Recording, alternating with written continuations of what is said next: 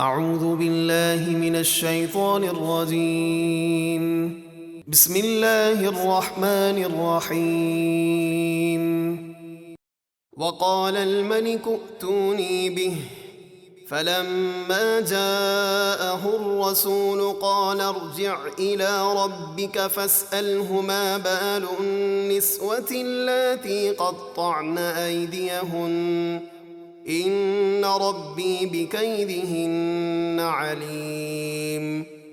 اور یوسف کی بتائی ہوئی تعبیر سن کر بادشاہ بولا کہ انہیں میرے پاس لے آؤ۔ تو جب ان کے پاس قاصد بادشاہ کا پیغام لے کر آیا تو یوسف نے کہا اپنے بادشاہ کے پاس واپس جاؤ، پھر اس سے پوچھو ان عورتوں کا کیا حال ہے جنہوں نے اپنے ہاتھ کاٹے تھے، بے شک میرا رب ان کے فریب کو خوب جانتا ہے۔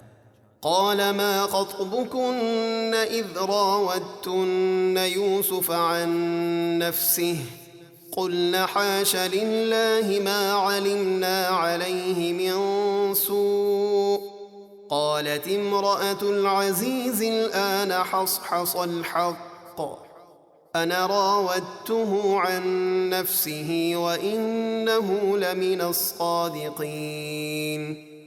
بادشاہ نے کہا اے عورتوں، تمہارا کیا حال تھا جب تم نے یوسف کا دل لبھانا چاہا؟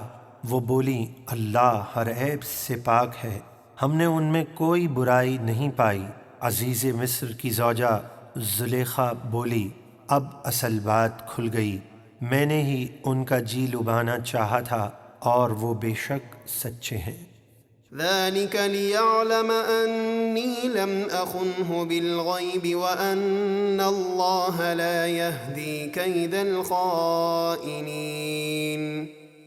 یوسف نے کہا یہ میں نے اس لیے کیا کہ عزیز مصر کو معلوم ہو جائے کہ میں نے اس کی غیر موجودگی میں کوئی خیانت نہیں کی، اور اللہ خیانت کرنے والوں کے مکر کو چلنے نہیں دیتا۔ وما أبرئ نفسي إن النفس لأمارة بالسوء إلا ما رحم ربي إن ربي غفور رحيم۔ پھر یوسف نے اپنے رب کی بارگاہ میں عاجزی اور انکساری کرتے ہوئے عرض کی، اور میں اپنے نفس کو بے قصور نہیں بتاتا، بے شک نفس تو برائی کا بہت حکم دینے والا ہے، مگر جس پر میرا رب رحم فرمائے وہی بچ سکتا ہے، بے شک میرا رب بخشنے والا مہربان ہے۔ وقال الملك ائتوني به استخلصه لنفسي فلما كلمه قال إنك اليوم لدينا مكين أمين۔ اور بادشاہ نے کہا انہیں عزت اور تعظیم کے ساتھ میرے پاس لے آؤ کہ میں انہیں اپنے لیے خاص کر لوں۔ پھر جب بادشاہ نے ان سے بات کی کہا اے یوسف، بے شک آج آپ ہمارے یہاں معزز قابل اعتماد ہیں۔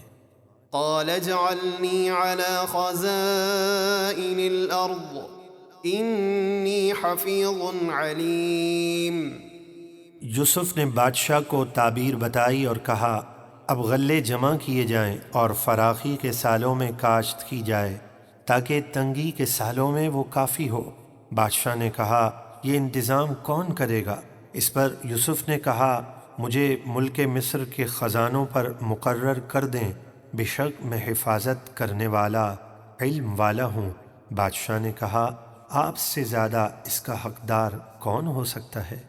وكذلك مكنا ليوسف في الأرض يتبوأ منها حيث يشاء نصيب برحمتنا من نشاء ولا نضيع أجر المحسنين۔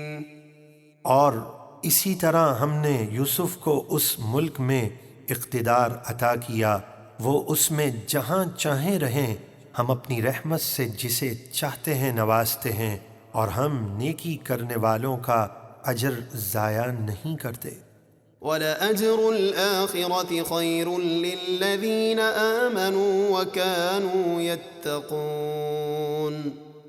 اور بے شک جو لوگ ایمان لائے اور پرہیزگار رہے، آخرت کا ثواب ان کے لیے بہتر ہے۔